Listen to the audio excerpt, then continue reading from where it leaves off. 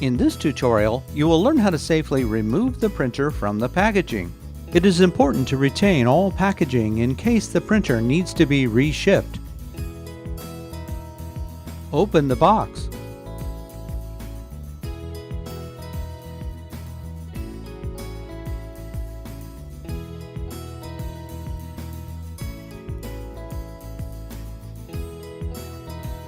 Remove the setup guide.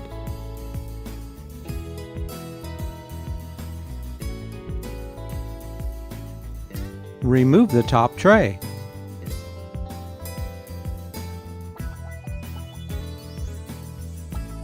Remove the printer in the bag from the box.